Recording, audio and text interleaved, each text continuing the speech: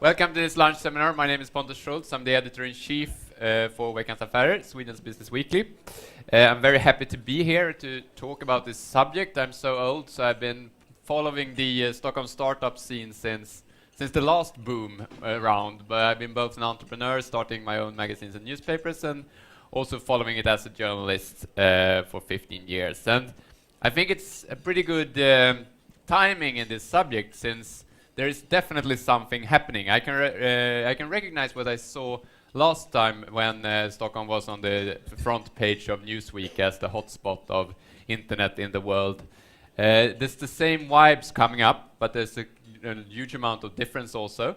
But I had a dinner with a German venture capitalist a year ago, and he said to me, Pontus, you know, Stockholm is the perfect place for venture capitalists right now, because you have an amazing amount of serial entrepreneurs with good connections all over the world, high technology knowledge, and a good and excellent testing market. And they have access to absolutely no capital, and they have absolutely no self-confidence. So I just come here and pick and choose the perfect things. And you know, and he told me, and I think it's actually true, if you look at it the last 10 years, there's probably no town in the world, apart from Silicon Valley, that has produced so many world-known internet brands as Stockholm has. And it has one thing in common. Apart from Spotify, no one is financed by Swedish capital. So with that as a start, we're here to talk with the four people with a lot of knowledge, a lot of thoughts around this. How can we create even a more hot vibe around Stockholm startup scene? I think I will start with Rob Meadows. You are a venture capitalist, founder of Original Labs. Originate, sorry. Yes. And you're setting up in Stockholm. Why is that? That's right. So yeah, we've been in Silicon Valley for the last 6 years, and we moved into China about 3 years ago. And now we're looking at our European strategy here, and we looked at a bunch of different cities: Berlin, London, Brussels, Paris, kind of the obvious spots. And we're just really excited about what's happening in Stockholm. The infrastructure, the good quality of entrepreneur, the development and design culture here. Yeah, I think it is the next big thing. Okay, let's get back to that. Caroline Drucker, SoundCloud. You're setting up in Berlin instead. Why is that? Well, I'm not one of the founders, but actually our co-founders are both from Stockholm. And they chose to come to Berlin because it's a very easy place to make your dreams happen, in a sense. You can get an apartment very cheaply, you can find really, really bright people. And it's an incredibly exciting place to be. But I think SoundCloud is the success that it is because we have Swedish founders. But in Berlin. But in Berlin. And why is it success? Because you have Swedish founders. I think one of the things that really struck me when I came to work at SoundCloud about a year and a half ago was the element of teamwork, the element of sort of how strong there was a sense of cooperation, everyone being in it together. And I'd worked previously with engineers, and traditionally engineers can be very, very competitive, and I hope this isn't sort of a rude phrase, but it can be somewhat of a pissing contest. And everyone's, battling over who has the best code, the best solution. And suddenly I came to SoundCloud, and we have these engineers who are senior and junior, and you have senior developers offering their time to teach junior developers their knowledge, to share it. There's this understanding that the more information we share with each other, the stronger a product we're going to build, and the stronger a team we're going to be. And I think that comes from sort of a very Swedish mentality. Mm. Ted Valentin, you're one of the serial entrepreneurs, one could say. Yeah. Okay. Sure. Right now, working with Tripbirds. What do you, if you compare Stockholm to other, how do you choose where to start? Have you ever found having the thought of launching in another city instead of Stockholm? I think if I would have been like 10 years younger, I would probably have moved to San Francisco. How old are you? Sorry? How do we get into this? But I think San Francisco, New York, Berlin would have been cool too. But I mean, there's many good things about Stockholm, but I think there are also we have some problems. Like, I don't think it's a big, like you mentioned, so with Shipbirds, we've been meeting like a lot of VCs, like venture capitalists, in the last half year, and I don't think it's a problem if it doesn't matter if they're from Sweden or if they're from some other part of Europe or wherever. You know, that's not the issue. I think it's more that there are the like sort of intangible things. I mean, I think we have like a lot of the infrastructure like in Stockholm, and we have the capital if you know go get it, and it's more, and we have a lot of like competent people as well, like engineers and designers especially, which is like super important. I mean, now on the web. But I think the thing that's sort of missing, like if you compare to San Francisco and New York and Berlin maybe, is the sort of the people are a bit risk averse, like in Stockholm, and a lot of the like really People talented, like the entrepreneurs like the or talented, the financial guys? talented coders and designers and stuff usually work for web agencies where they get like a nice salary and get to play ping pong and do like campaign sites for Swedish banks and stuff instead of doing startups. So I think it's that's sort of a problem, and it's I mean, for me it's like having a startup it's a bit like it should be like having a band, right? It should be the same sort of excitement, So either you're in a it should be exciting to be in a startup, and so, but I think the mentality a bit in Stockholm still, like not here obviously, like when you're here today, you get the impression that there are no problems at all in Stockholm. But I think when you meet regular people, it's still like, so okay, so you're working, you have a startup, so why do you do that? Or like, in general, like it's still it's not as you don't get it's not as cool as it should be, like among younger people and stuff. So maybe more role models, I guess. Yeah, but and what in the last 10 years have stopped you from? What is it in the 10 years that's stopping you from moving to San Francisco, London? Like my first business that I started in 2004 and ran through like 2007. Like all of my past things have been like Swedish-based stuff. So yeah, but. Here you have the connections and the people, or I did travel a lot actually. Like when I was working, because I was working like on my own before, and then I was like this traveling laptop nomad. So then I worked from San Francisco and other places. Yeah. Traveling laptop, I've never heard that. Tom Davidsson, entrepreneur and founder of the Stockholm 2020 initiative. What do you see as the limitations in Stockholm right now? I think. Please come a bit closer. You feel so distant. It feels like you're escaping me. Come to the table.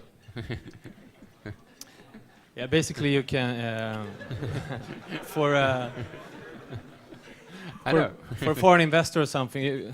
There's a lot of challenges from the personnummer and everything you have to give info about when you come to Stockholm. Basically, for people working in Stockholm, I think there are lack of meeting places for people to meet, which is something that we work with in the Stockholm 2020 initiative. I think Stockholm as a whole is not as attractive as it should be. I think we need to. I think Stockholm School of Entrepreneurship is a fantastic initiative that brings entrepreneurship to the center of discussion, and it should be much more well known. I think entrepreneurship and entrepreneurial people has to be put in focus to be able to make Stockholm grow. And meeting places, I think, is one important thing. Mm-hmm.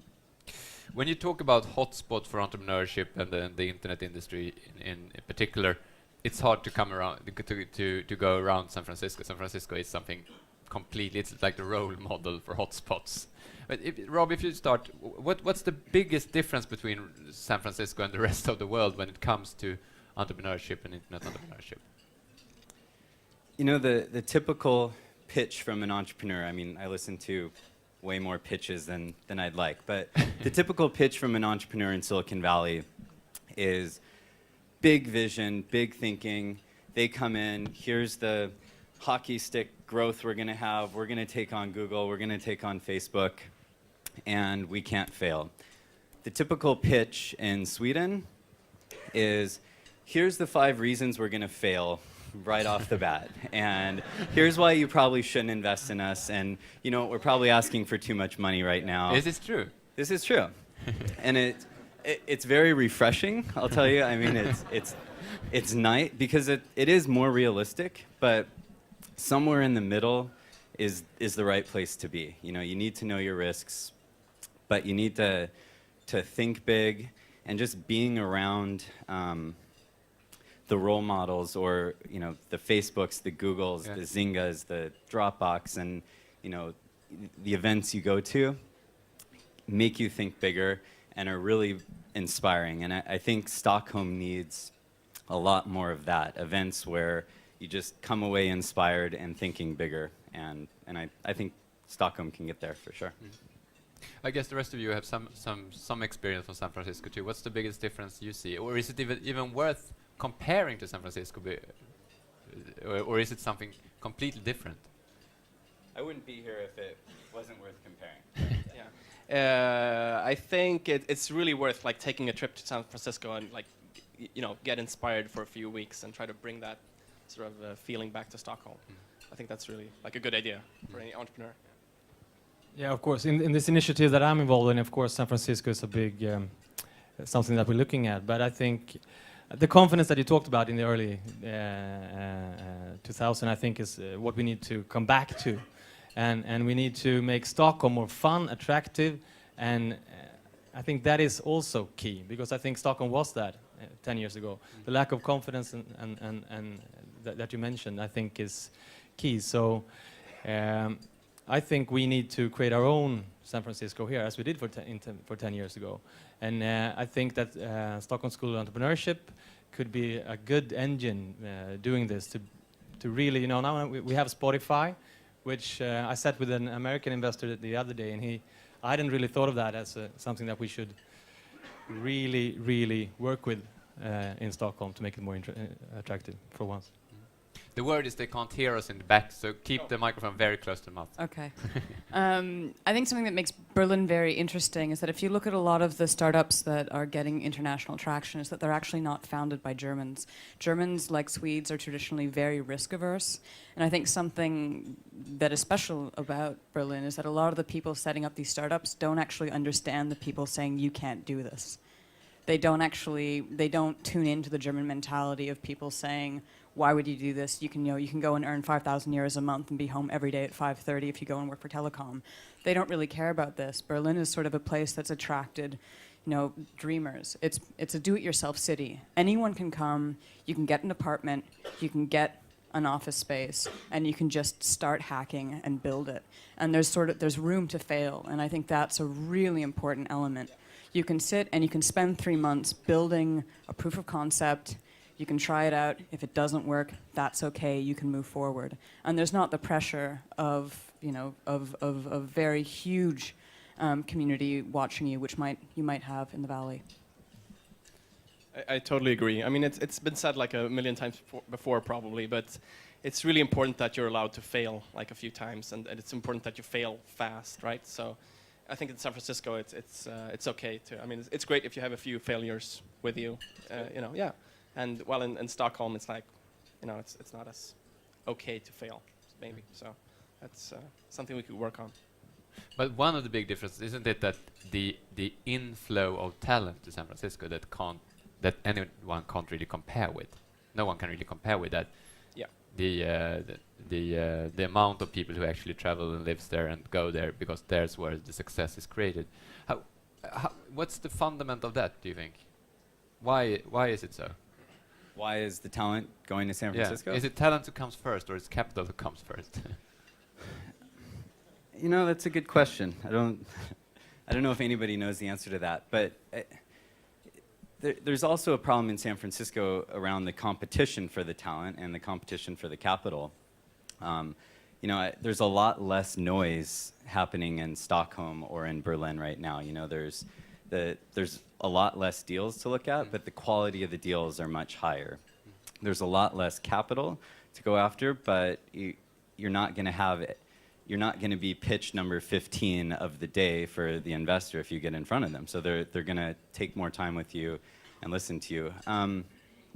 You know, Silicon Valley is a place unlike any other, and you know, I studied engineering in school, and I went to school in Arizona, and I just knew in my head the whole time, when I graduate, I need to go to Silicon Valley. And I don't know why everybody just tells you that. I think it's similar around the world. You know, a lot of the talent just feels like they need to go there, and that's how it is.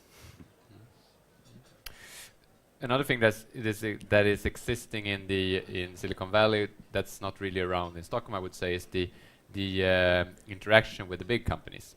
So they're like Dell, Intel, they all have venture capital business and are seeding a lot of you do see that happening in Stockholm in any way, that we have a couple of extremely successful big telcos and big technology companies. Do you see any use of them in your business?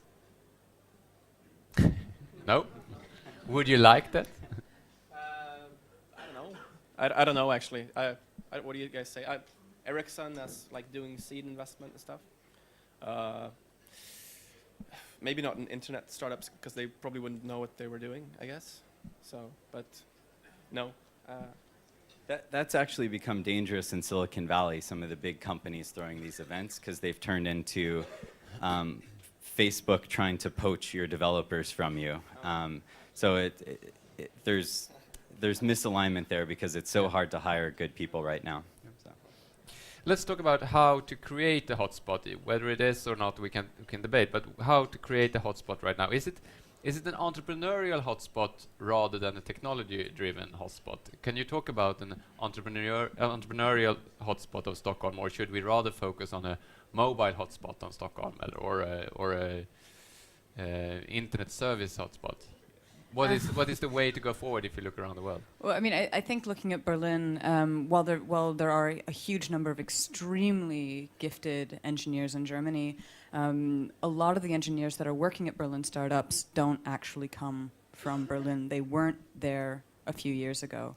What happened in Berlin is there were people who had great ideas, got the businesses up and running, and then got the capital to be able to hire people. And it's very, very easy to convince a developer, whether they have a family or not, to come and move to Berlin. It's a great quality of life, and it's essentially this chance to take part in redefining the European tech scene. It's a really exciting chance. And I mean, at SoundCloud, we hire from all over the world. We have over 19 nationalities in our office, ranging from Iran to the United States to Belgium. Essentially, we hire from everywhere. And I don't think it's really like that in Stockholm, but I think it might be difficult to do something about that because it's such a big problem. Like I mean, that's a much bigger problem in itself. Like, you know, the apartment sort of situation in Stockholm. So I don't know how we can solve that really, but it's interesting. Like at Tripbirds, like 3 of our 7 people on Tripbirds don't live in Stockholm, and I mean, so we have like at our office we have so people can sleep at our office, so they don't have to commute like back and forth to work. So that's one solution, I guess. I mean, it's a similar problem in Stockholm as in Silicon Valley. You know, it's hard to recruit a developer that grew up in North Dakota and say, hey, why don't you come triple your cost of living and live in a tiny little apartment in San Francisco? It's the same thing here. Why don't you come to Stockholm, pay $20 a drink, and live in an apartment that's really far away? I mean, but the flip side of it is, you know, there's a barrier to entry. The people that can do that and do that are, you know, self-selecting in that they're willing to go bigger. In this initiative, Stockholm 2020 initiative, which I represent here today, which is basically a group of from scientists, business leaders, CEOs, curators that are working for creating a more attractive Stockholm on the 2020s. We're discussing what makes Stockholm interesting, and we've been talking from everything, you know, for iconic architecture to the biotech scene, and what core values does Stockholm have? And you mentioned the mobile sector, biotech. We have sustainability, and what area should we focus on? And basically, our conclusion is basically that entrepreneurship is something that is in all of these areas. We have a good tradition in Sweden. I think we need entrepreneurship to make Stockholm attractive. So what we're looking at is basically, and talking to people coming here, expats and investors from abroad, they feel that they're in a cluster that don't really mix into the Stockholm scene. Our friends in this initiative from like the scientists feel that they're not mixing with the entrepreneurs, etc. So what we have been discussing after looking at Stockholm School of Entrepreneurship, which is basically something that we found, what products are there in Stockholm that could be bigger and that could drive this entrepreneurial development in Stockholm? And we think Stockholm School of Entrepreneurship is that.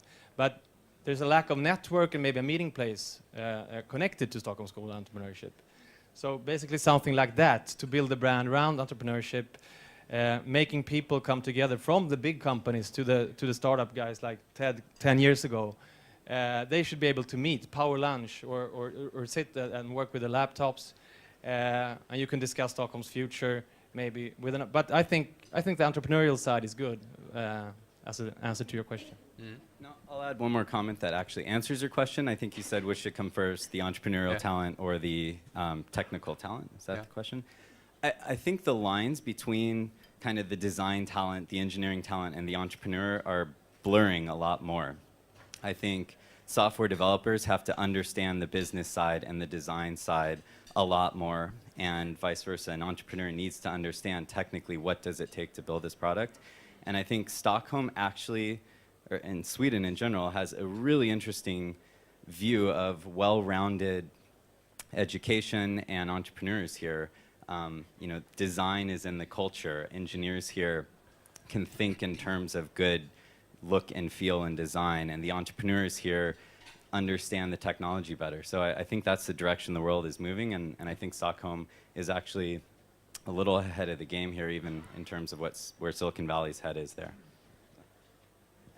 And on the topic of meeting places, something I think that also contributed to Berlin is there's a cafe in Berlin Mitte called Oberholz. That's actually where SoundCloud was founded.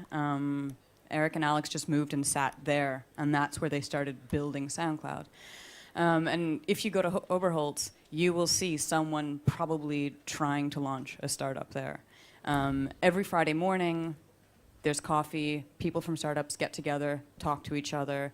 I'm blown away by how many new companies are bubbling up all the time. And it's an incredibly supportive scene. It's not uncommon to see the founder or CEO of a Berlin-based startup to be demoing somebody else's app. I find myself demoing other Berlin startups a lot more than SoundCloud, because SoundCloud's at a point now where people know what we do, they know our apps. But we also have a lot of other great startups in the community, and that's something that's also helped Berlin a huge amount. The support and sort of the willingness to get together and share ideas and collaborate a lot. We have a lot of hack events that help that, and whether they're sort of established hack events or someone just saying, listen, in our office this weekend, we want to just spend 24 hours hacking about this idea. Let's do it. And then they'll have 15 or 20 people just getting together and building something on the side. That's incredibly important. Mm. Can politicians do anything to facilitate the opportunities to make Stockholm a hotspot? Is there a responsibility with the city or with the government here, or will it happen by the roar? In this initiative, we're talking a lot to the city and to the politicians, and I think they can contribute, but I think this has to come from entrepreneurs themselves. Otherwise, it won't be interesting. And what can they come? I think they can. If we're talking meeting places, for example, I think housing for meeting places. Housing was mentioned. I think housing for people coming here as students, new entrepreneurs, etc. But I think they should back up, basically, Stockholm School of Entrepreneurship and other initiatives. This is the solution to everything, Stockholm School of Entrepreneurship. We got that.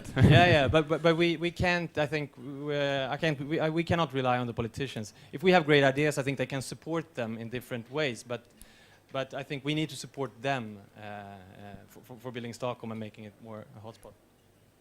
Can I be slightly disruptive for a second? Sure. And call on a guest speaker? My friend Lisa just did a session with the Crown Princess about how to make Stockholm and Sweden more entrepreneurial. Do you want to give comments, Lisa?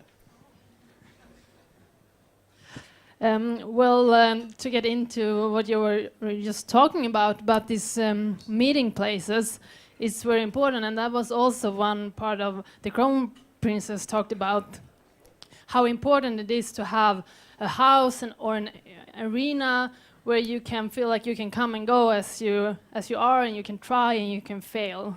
And I don't think we really have that kind of meeting place in Stockholm, and I want to be a part of creating that place. Rob, you know that the Royal king is Castle not would be for real amazing. in Sweden. You know that. Just get a big cafe with a lot of desks and a lot of free Wi-Fi, and Yep. they will come. Make sure there's really good coffee and they're open 24 hours or as late as they possibly can. I think it's a bit like too easy to just like blame it on the politicians. I think it's much better if we just take it into like in our own hands instead. You tend to talk when you talk about the entrepreneurial scene. You tend to talk a lot about how to get started, how to get the company started. And in my world, that's probably the smallest problems. That's a bit about finding the right people and a little bit of money, and a little bit of money you can always find. But the next step is always the hard thing that Silicon Valley has been so great at, taking things global, going much faster and finding the big money. Do you think that the opportunity for that is in place in Stockholm, or what we need to add?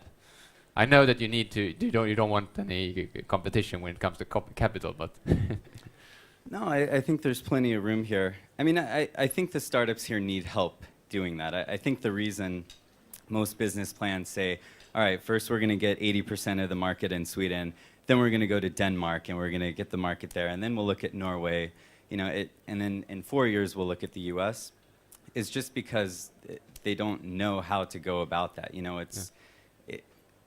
Probably the only way to take on the US is to up and move the founders to the US and get capital there, get relationships there. So I think there's a big opportunity from an investment standpoint to come to Sweden and find startups here and help them go into the US, go into Asia, go into some of the other markets in a very hands-on way, and help them get to the right capital. That's the VCs that find you in Stockholm probably are not the right ones for your Series B or C. If you really want to go worldwide, you need to get in front of the right Sequoia, DFJ, partners. So syndicating deals is something that's an important part of the investor culture as well, that I think Stockholm needs a little of that help. and that's not in place right now. No, I don't think so. You said that it's not hard to find capital. There is capital around. My impression is that there's a lot of like VCs coming to Stockholm from other parts of Europe and like even the US. So it's not that difficult now. I don't think so. And that apply for But any then again, I mean investment. that's usually like when you're talking like a seed round. Like I don't know what type of. raise VC? I can't comment on it, but what type of how much how big are your rounds, like for example, like first like a seed round? 100. Give him the microphone, otherwise. Sorry. 100K US to $1 million US. Yeah. So that's really small for venture capital these days. You tend to, most VCs, at least in Silicon Valley, have moved more toward wanting to put more money to work, and you need to look to kind of the super angels or the angel groups for the 500,000 US type of rounds. But I'd say like getting that type of investment isn't actually, it's not that hard. I mean, you can hop on a plane to London as well if you want to have some meetings there. I think it's more about like if you want like really like in your terms small investments, say like 10,000 euros, just like to get started, for a few months, something like that. Give us money for 3 months so we can develop like a beta of this product. I think there it's much more difficult, like in Stockholm, finding that. And then the VCs are not interested in that type of small stuff, right? I mean, there's a lot of overhead in doing an investment. The one thing Stockholm could use more of is more angel networks here. I mean, there's a few. There's some really good angels here. That's where you're going to get the give me enough to eat for 3 months and let me prove what I'm doing. So. I would love more of that sort of network stuff, like in Stockholm. just getting started, like on porridge for 3 months. If you compare, that's small amounts. Well, if you compare the capital scene in Berlin to Stockholm. I mean, well, Berlin has a few incubators now. There's a lot of debate of whether an incubator is actually good or bad for a startup. I think there's also Seed Camp, which has been really, really helpful for the scene. And I mean, it actually isn't as difficult as it was probably 5 years ago to find angel funds. Yeah. Okay. And we also talking about the lack of confidence in Swedish entrepreneurs. Would you describe it as a lack of confidence, or would you describe it as a personality? I still don't fully understand it. There's this general confidence in Sweden. Sweden has the best entrepreneurs and the best ideas and the best looking people and these types of things. But when you get down to the individual, they're like, oh, but that's not me. That's the collective. So. And what's your analysis of that? I don't fully understand it yet, but I think it's easy to build this confidence. Part of the confidence in Silicon Valley comes from knowing what everyone else is doing. I know every startup that's going on and every good entrepreneur what they're doing now. It's networked here, but not in a global way. So it's hard to have that confidence that, yeah, we really are leading this, because you kind of don't know what's going on in Silicon Valley. You don't know what's going on in London necessarily. So, I think it's something that can come with more education, more knowledge, and just some more experience in general. And a few more good successes, a few more Spotifys is going to kind of raise everyone's individual confidence level, I think, as well. This is like the forever going on story in the Swedish society about how to get entrepreneurship inside the culture, and we never managed to do that. But is it what you say is maybe that we don't need to get entrepreneurship into the whole society, but rather in the right circles of people? You only need one crazy person in the company that pushes everyone and keeps everyone a little bit uncomfortable and keeps pushing those limits. You don't need the whole company to be like that. That would be a disaster. So I think you just need a few more champions here of that type of mentality. Yeah. So.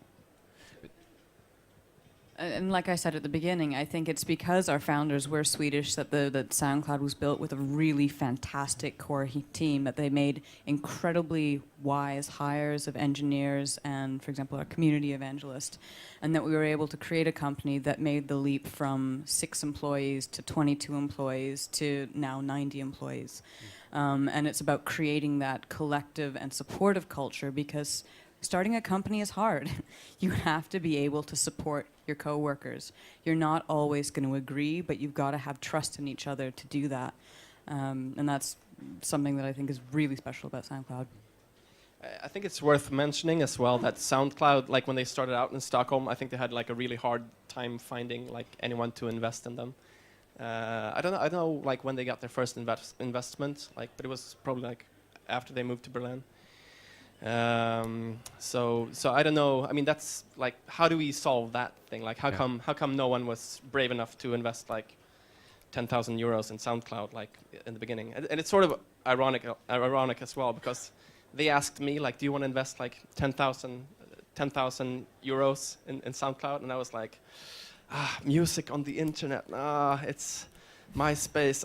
No, I don't think so. So yeah.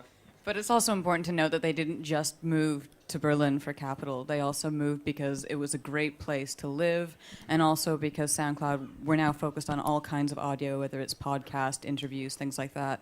SoundCloud started off in music, and Berlin is the center of European sort of indie or electronic music. So strategically, it was an incredibly important move. It wasn't just funding. We're slightly running out of time, so I think before we go into the last round of comments, I think maybe we should open up a little bit for questions if anyone have questions or comments. But I was just want to check one thing, one quick vote here. How many thinks that the Stockholm entrepreneurial scene right now is hot?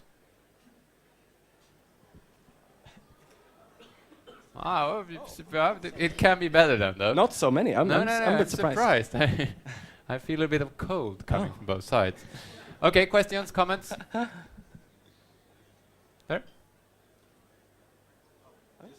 I think I give you a mic, sorry. There you go.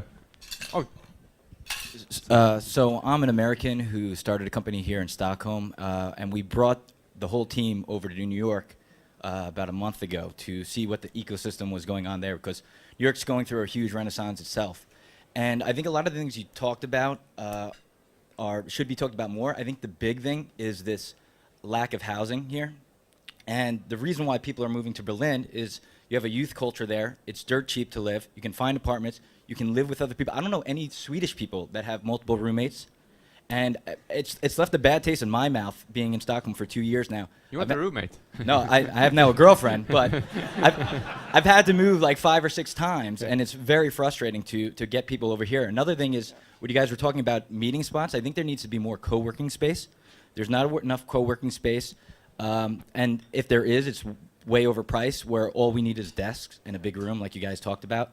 There's a place called Il Café on Kungsholmen, which is really good, but it's not as good as Oberholz. Yeah, and the other thing too, I think, is that the incubators here are kind of too old school in the way of thinking, where they're making you write these 20-page business plans that are now obsolete. VCs aren't. I mean, you want to know the risk and you want to know what's going on, but to have to write a 20-page business plan, by the time you've done that in technology, your idea's changed already. You've reiterated hopefully 3 or 4 times. Yeah. I know. And build a demo and just get it out there. Yeah. Yeah, sure. Like people told us, like, if you have some investors telling you like they want to see like a long business plan, like don't talk to them anymore. Sure. Well, yeah, the yeah. mic is to go on. So regarding incubator environment here, I'm running a student incubator at Royal Institute of Technology, and we have a slightly different approach there. We're thinking about the garage mentality, just not even a table, just put them in a room and let the magic begin. So, and we have a slightly different approach since it's a non-profit environment, so we can really focus on the startups and how we can help them approve. But there are some opportunities regarding incubators that are growing here, not only on Royal Institute of Technology, otherwhere as well. And regarding cafes and stuff like that, there will be some central opportunities of networking and bringing up your ideas and all of that inside of Royal Institute of Technology as well. So I think in terms of official strategies, I think there's a lot of things happening that will give the startups opportunities to grow in their own speed. You don't have to throw in 10 pages of a business plan. You can just, what do you want to do? Tell us how. Small paper, send in a blanket of what you want to do, and then we'll see what happens. Is your incubator open to anyone, or is it only people on? You have someone in the core team has to be from Royal Institute of Technology. That's the limit. Henrik? I came into this room and thought the lack of capital was the problem. It's the lack of cafes that's the problem. I'm confused. Henrik? I don't agree we lack cafes. I was at the Oberholz last week and it was great. But we have just as great places in Stockholm, like Anglais and Il Café and all those places. Anyway, I do agree there is a lack of angel investments. Therefore, I'm involved in something called Coach and Capital, which is a network of 60 entrepreneurs creating a fund and also coaching those growth companies in there. So Coach and Capital is one actor that you can have a look at, but we definitely need much more of that. So I'm really encouraging all of us here to help change this culture we have in Sweden, that if you have money, you hide it. You don't use it, you hide it. That's bad. What's the typical size of an angel investment you guys do? From $1 to $3 million per company. Okay, Yeah. we're running out of time, but just as a final thing, if we stand there in 5 years and we've been really successful and everybody raised their hand and say, well, Stockholm is the hotspot, what has really changed? What is the major difference from now that has changed? You have the microphone, so you start. Okay, then. So I'd guess more aggressive angel investments in Stockholm would be cool. So for example, this might sound a bit strange, but like I blogged about that I was starting TripBirds with my co-founders, and I was approached by like a handful of VCs, but only by one angel. So it's a bit strange. Hmm? Yeah. More angels, more aggressive angels. Yeah. Yeah, I think I'd have to agree. Getting the amount of capital, considering the fact how difficult it is to get affordable housing in Stockholm, being able to support yourself to take that risk seems incredibly important. Rob? I think we've invented really, really fast planes that are cheap, that can get you to Silicon Valley and Shanghai in 2 hours. And we exchange a bunch of entrepreneurs across all of the cities in the world that are doing interesting things, and take the best of all the worlds. The rocket industry took us there. So. Yeah, I think entrepreneurship, meeting places, energy, and that the perception of Stockholm is different in 5 years. I think that will be the reason if we succeed. Perfect. Thank you so much for a very fruitful discussion. Good luck, and thank you.